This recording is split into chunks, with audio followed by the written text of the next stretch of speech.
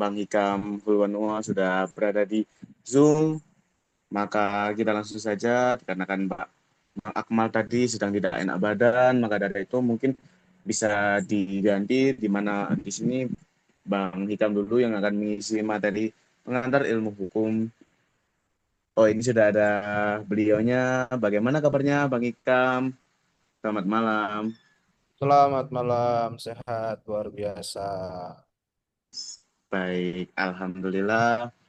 Pada malam yang emas ini, Bang Hikam akan menjelaskan materi tentang pengantar ilmu hukum yang kurang lebihnya akan mengarah pada UAS ya teman-teman. Maka dari itu, di sini saya akan menjelaskan sistematisnya terlebih dahulu kepada Bang Hikam, di mana pada webinar ini Bang Hikam diberikan waktu kurang lebih 1 jam, di mana 45 menit guna menjelaskan materi dan 15 menit kurang lebih untuk melaksanakan tanya jawab, Bang. Itu dia, sudah saya sampaikan, maka dari itu langsung saja ke materi. Waktu dan tempat saya berikan kepada Bang Hikam. Baik, terima kasih. Selamat malam. Assalamualaikum warahmatullahi wabarakatuh. Yang saya hormati teman-teman penyelenggara Let's Talk. Ada Mas Radit sebagai moderator, dan ada Ali Imron, ada Rania, siapa lagi? Dan teman-teman yang lain yang mungkin tidak bisa saya sebutkan satu persatu. Mohon maaf, ini sebenarnya force major ya, karena harusnya saya nanti 1 jam ke depan, tapi karena sepertinya pemateri pertama Pak Akmal ada kendala. Jadi saya harus mampir tadi geser di warung kopi, kafe di Batu, karena masih ada kegiatan juga.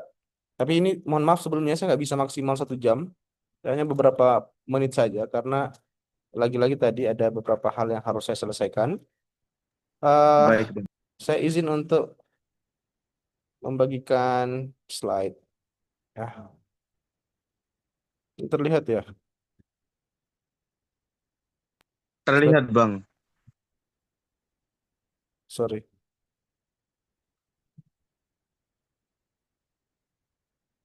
eh ya, ini terlihat ya. Alhamdulillah terlihat. Oke, baik, teman-teman.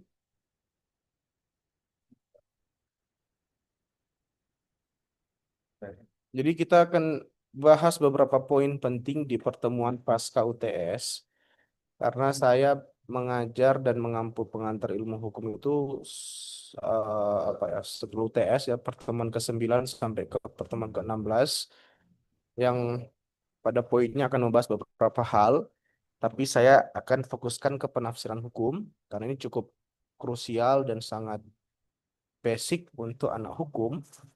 Bagaimana Anda mampu untuk eh, menelaah, menganalisa, dan coba untuk memahami apa yang dimaksud dengan satu peraturan atau satu hukum yang berlaku dalam sebuah daerah tertentu. Kita tahu bahwa eh, di beberapa aturan ya, misalnya pasal 16 Undang-Undang tentang Kekuasaan Kehakiman, bahwa pengadilan tidak boleh menolak untuk memeriksa, mengadili, dan memutus suatu perkara yang diajukan dengan dalih bahwa hukum tidak ada atau kurang jelas, melainkan wajib untuk memeriksa dan mengadilinya. Atau kita misalnya bisa lihat pasal 28 bahwa hakim sebagai penegak hukum wajib menggali, mengikuti, dan memahami nilai-nilai hukum yang hidup dalam masyarakat. Jadi begini, ada gesekan antara das solen dan das sein, ya. Apa yang harusnya terjadi dan apa yang kemudian realitasnya seperti apa. Hukum di negara kita mengatur pengadilan tidak boleh menolak. Hakim tidak boleh mengatakan bahwa tidak ada hukum yang mengatur satu perkara sehingga kasus itu harus di-reject atau ditolak.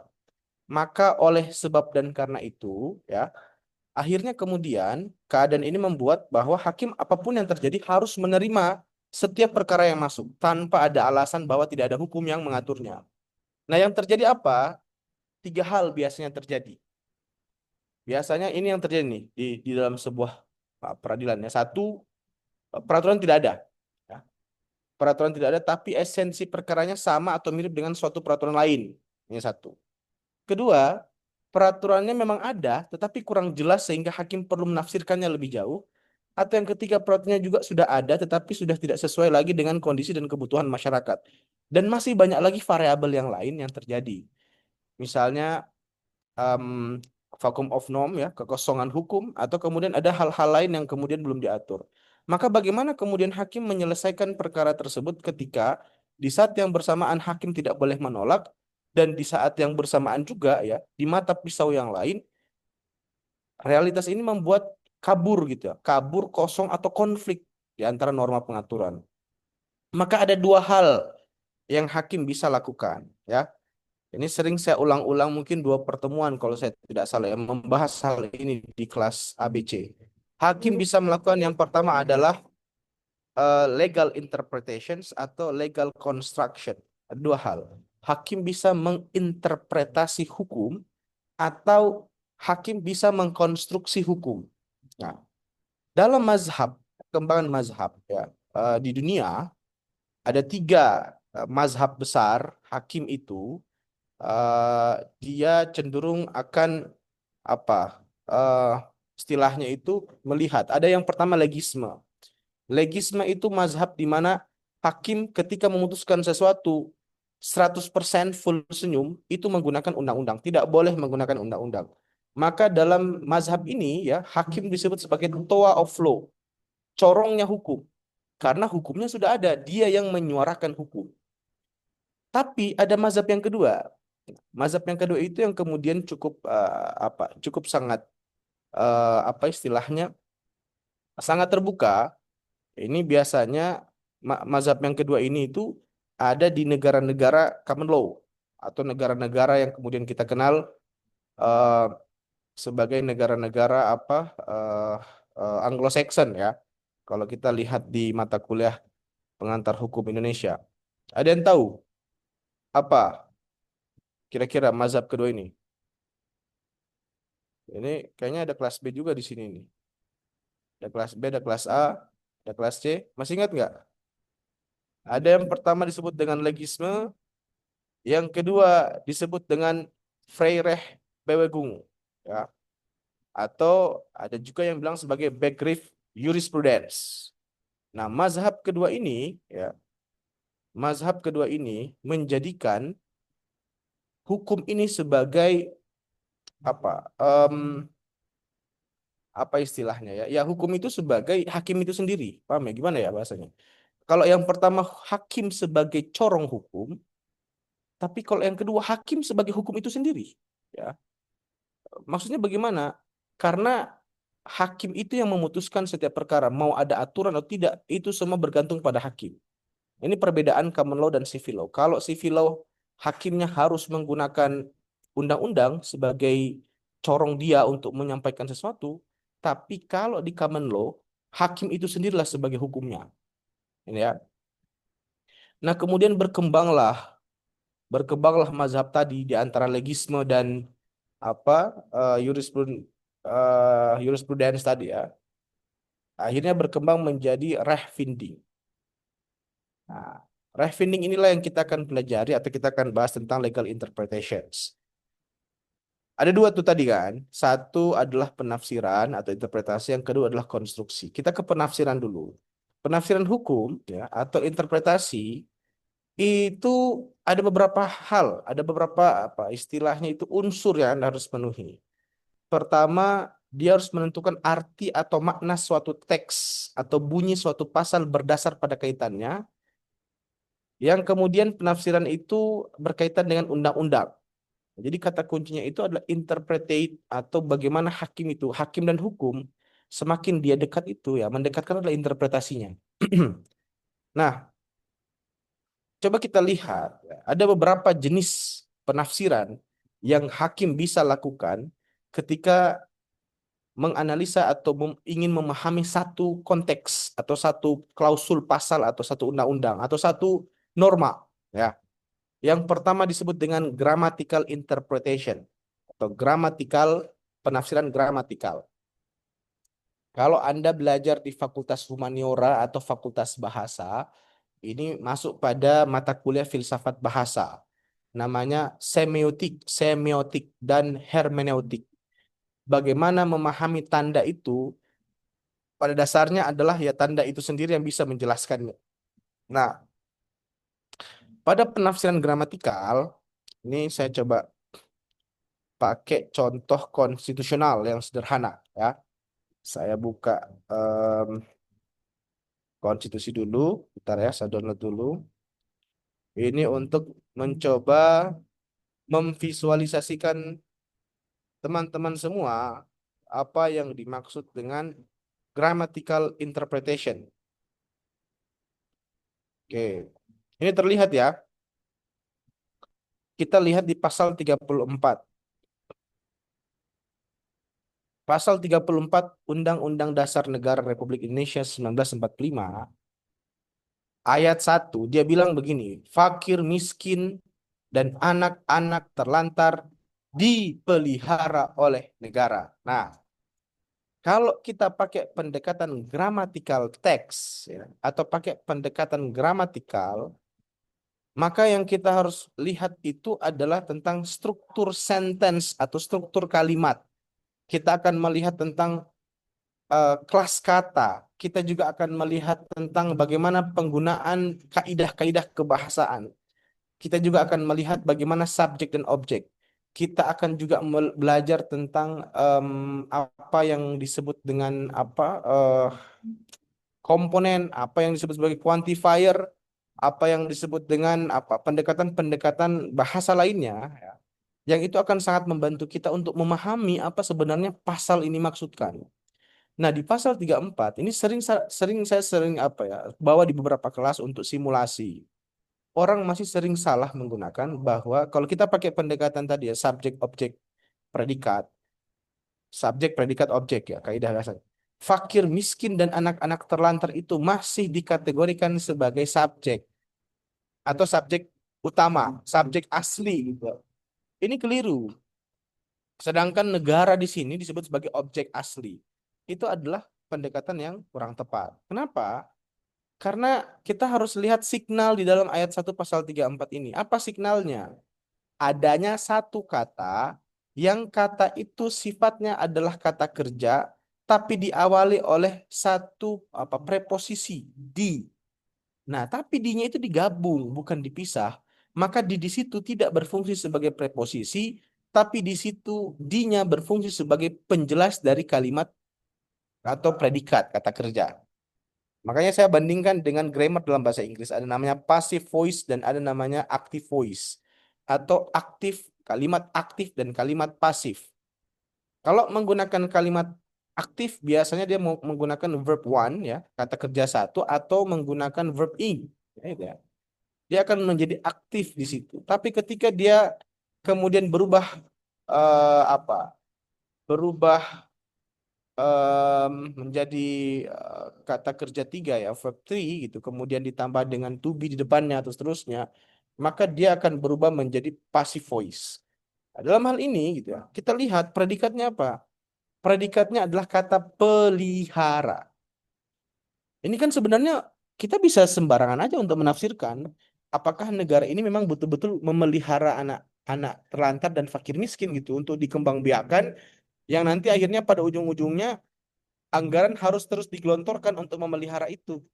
Jadi apakah negara memelihara fakir miskin dan anak-anak terlantar ini seperti petani atau peternak memelihara ayam, peternak memelihara bebek, yang tujuannya agar bebek dan ayam ini terus hidup berkembang untuk dijual belikan kan gitu. Apakah logika itu bisa digunakan? Bisa-bisa saja. Sah-sah saja dalam interpretasi. Tapi kalau kita ingin menggunakan kaidah interpretasi,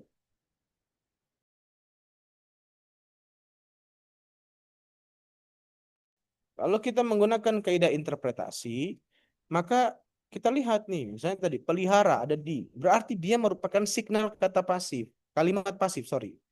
Tapi bukan berarti juga Anda langsung menyimpulkan ini kalimat pasif itu secara signal. Tapi secara teori, apa itu kalimat pasif? Kalimat pasif adalah ketika subjek asli dipindah menjadi objek dan objek asli dipindah menjadi subjek. Tujuannya apa? Salah satunya adalah untuk mempertegas satu urgensi penting. Dari pasal 34 ternyata pembuat konstitusi ini mereka ingin menunjukkan bahwa fakir miskin dan anak terlantar harus di spotlight. Dia harus dijadikan hider di depan untuk dilihat bahwa ini penting gitu. Dan negara harus pelihara itu, pasal 34 ayat 1. Nah, itu adalah makna sebenarnya grammatical theory. Kenapa dibuktikan dengan signal di? Makanya saya selalu bilang ke teman-teman di kelas, Anda kalau sudah belajar bahasa hukum atau minimal sudah belajar penafsiran, jangan sampai Anda itu masih keliru. Nggak apa-apa ya, sekali dua kali hilaf itu nggak masalah. Manusia itu tempat hilaf. Tapi kalau dengan sengaja membuat kesalahan, mempropaganda, mencoba untuk menjelek-jelekkan, maksudnya mencoba untuk mempermasalahkan sesuatu tanpa ada dasar yang jelas, maka itu termasuk pada permasalahan yang kurang tepat. Nah, jadi manusia itu harus ditinjau tuh. Oh, ini apa nih? Misalnya kita lihat fakir miskin dan anak terlantar dipelihara oleh negara. Dipelihara itu kata dasarnya adalah pelihara, gitu ya. Pelihara ditambah kata di. Ya. Misalnya terus Anda buat story di mana nih? Di TikTok atau buat caption di Facebook, bantu ibu Anda untuk dapat apa FB Pro. Uh, beli apa? Beli beli bunga di toko, tapi D-nya disambung dengan toko. Atau misalnya Anda ingin sampaikan bahwa Alhamdulillah ini Anda ingin posting misalnya saudara Anda nikah. Alhamdulillah kakak perempuan saya di spasi Pinang oleh suaminya. Ah, ini sebenarnya penggunaan yang kurang tepat. Di yang pertama adalah sebagai di preposisi, di mana ibu membeli bunga di toko, ya, di menunjukkan tempat sebagai arah, menunjukkan tempat, arah, atau menunjukkan apa lokasi ya, di atas, di bawah, di rumah, di dalam, di toko gitu ya. Sedangkan di yang kedua, di Pinang gitu ya, itu bermakna sebagai di kata kerja untuk menggantikan kata kerja aktif menjadi pasif. Jadi Pinang menjadi dipinang. Tips untuk melihat kalimat ini aktif atau pasif adalah lihat signalnya. Signalnya ada dua. Kata kerja itu diawali oleh di atau diawali oleh ter. Ketika dia diawali oleh di atau dia diawali oleh ter, bukan termul ya, ter biasa, maka itu menjadi kata kerja pasif. Disitulah kita lihat, oh ternyata kalimat ini pasif. Signal kedua biasanya kalimat pasif itu ada kata oleh setelah kata pasifnya. Dipelihara oleh, dijaga oleh. Hikam memukul siapa? Misalnya, Hikam memukul Ali. Itu aktif.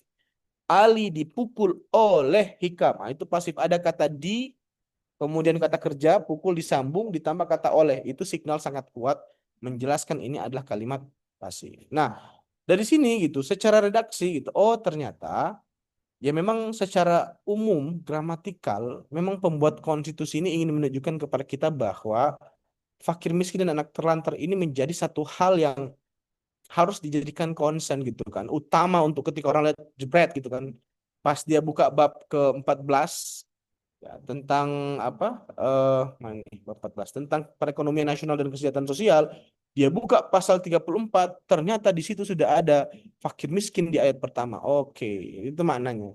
Tapi gitu, apakah itu menyelesaikan tafsir di awal makna pelihara ini seperti makna peternak yang memelihara? Nah, ini yang kemudian perlu di cross check lebih lanjut. Kita kembali ke PPT. Apalagi kalau kita lihat tuh di KBBI, kalau misalnya Anda coba untuk lihat KBBI, Kamus Besar Bahasa Indonesia, di KBBI itu ada sekitar 8 makna pelihara. Dengan dipeliharakan kata kerja dasarnya atau kata masdarnya ya, itu adalah pelihara. Nah, pelihara itu ada 7 makna yang Anda bisa temukan tuh. Ada yang pelihara bermakna menjaga hewan, pelihara itu bermakna agar menjaga kesehatan, dan banyak lagi hal yang lain. Sehingga ini membuat bingung bagaimana kita bisa mengetahui mana sebenarnya yang benar dari penafsiran tersebut. Makanya tidak cukup sampai di em, penafsiran yang sifatnya gramatikal.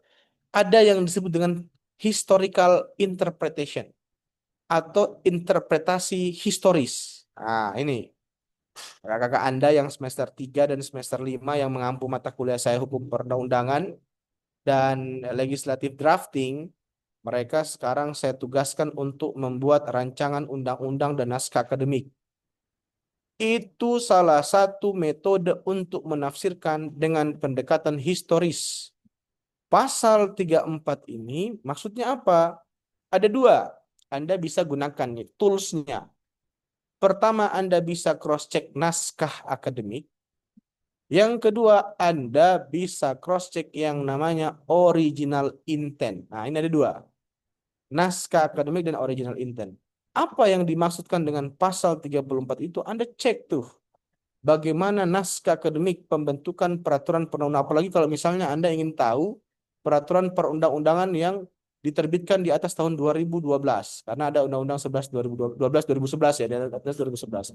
Di bawah 2011, peraturan perundang-undangnya itu hampir sepertinya beberapa saja yang ada naskah. Hampir banyak undang-undang yang terbit di bawah tahun 2011 itu yang tidak ada naskah akademik. Makanya kalau Anda cek undang-undang di atas 2011, pasti itu ada naskah akademiknya. Itu adalah landasan teoritikal berbasis akademik untuk kita sebagai para sebagai para praktisi untuk bisa memahami apa alasan akademis di balik dibentuknya satu undang-undang itu, gitu ya. Nah, ada 4 dasar Anda ingin yang Anda bisa dapatkan. Pertama adalah dasar filosofis. Yang kedua adalah dasar normatif. Yang ketiga itu adalah dasar sosiologis dan yang keempat adalah dasar politis.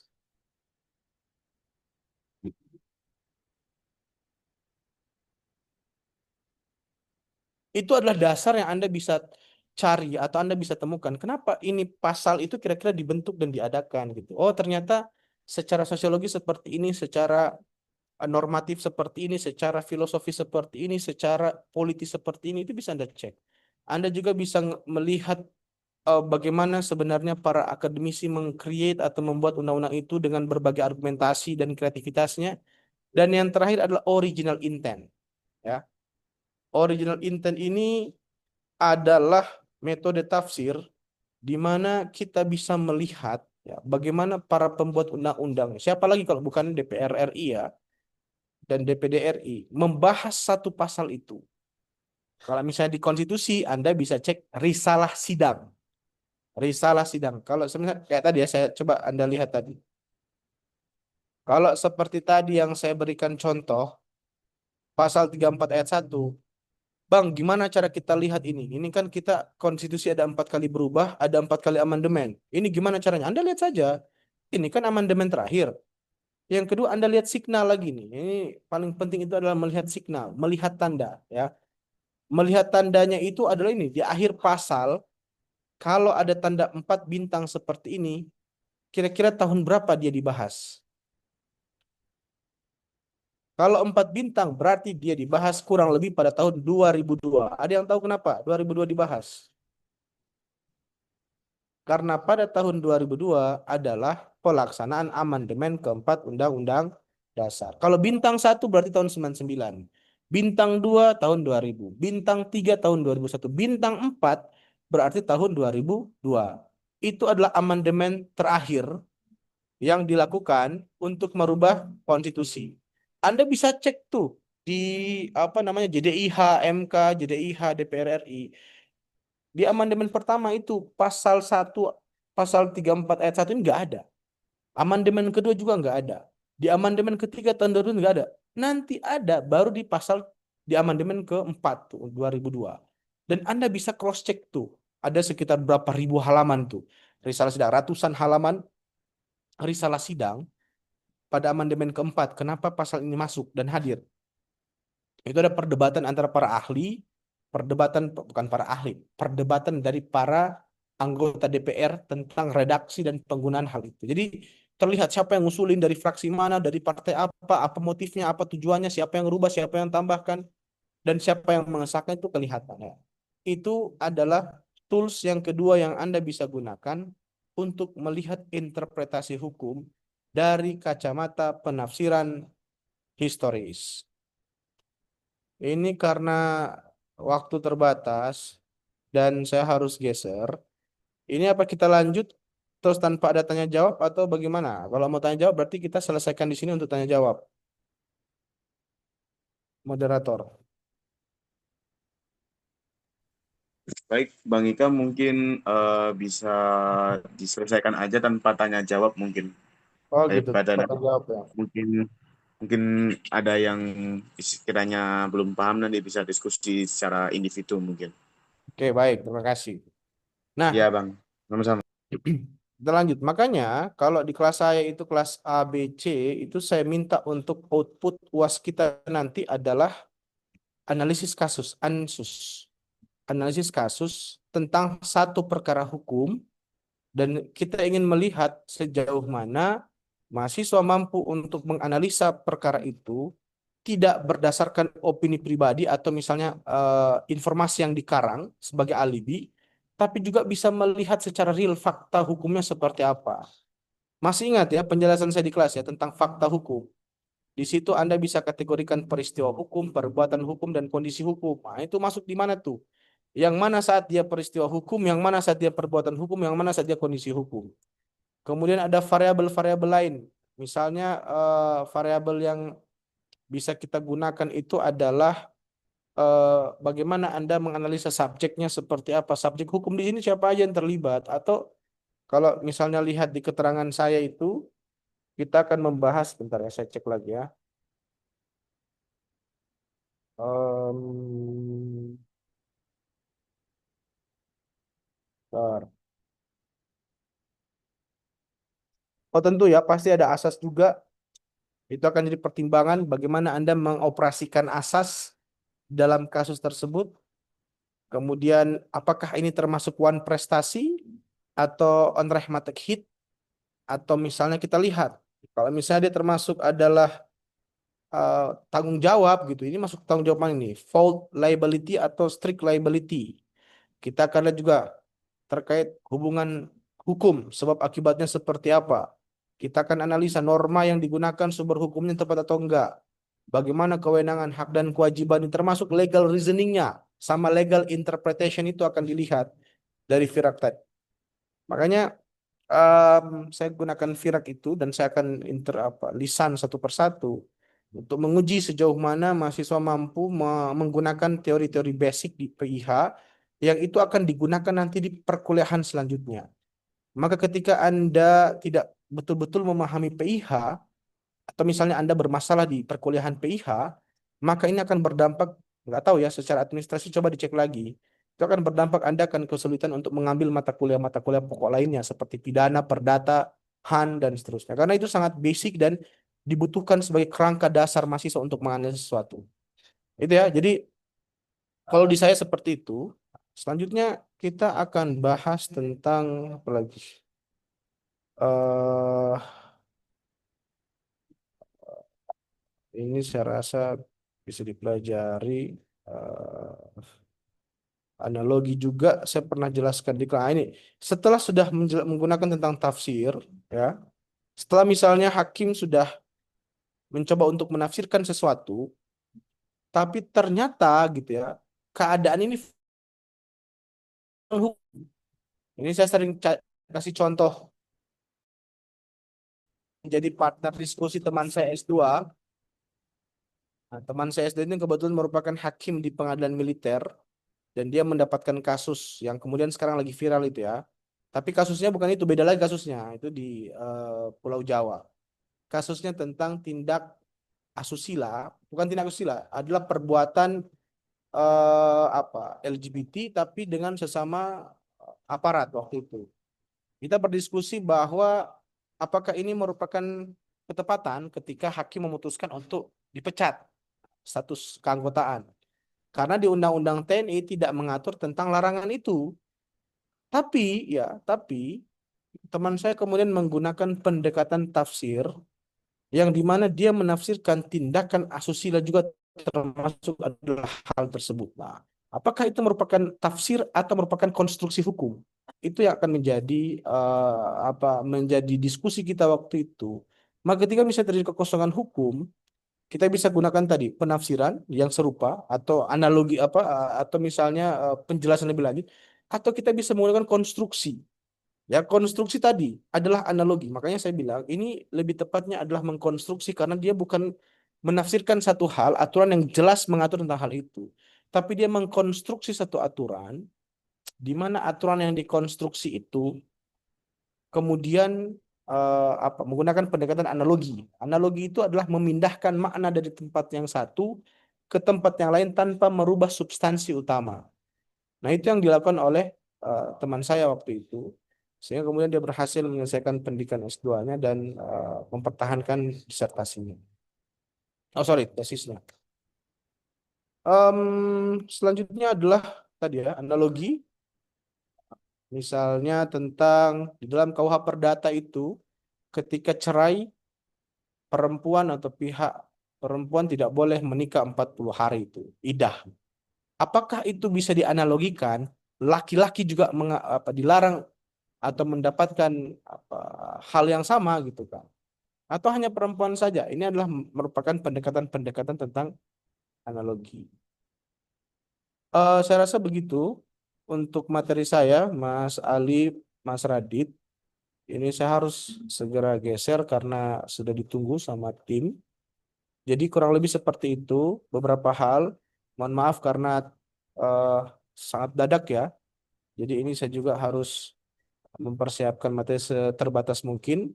Nanti kalau ada yang teman-teman butuh, saya punya PPT full dari pertemuan satu sampai dengan pertemuan terakhir. Nanti saya coba untuk em, distribusi ya, kalau memang itu diperlukan. Karena itu nanti akan membantu teman-teman mulai dari subjek dan seterusnya. Mungkin demikian Mas Ali, Mas Radit. Terima kasih ya. Saya izin Baik, untuk sama-sama geser Bang dulu. Ikam. Ya, Iya, tidak mohon apa-apa maaf Bang. ya. Ya, mohon maaf Ya, untuk tidak maksimal. Terima kasih. Saya akhiri. Assalamualaikum warahmatullahi wabarakatuh.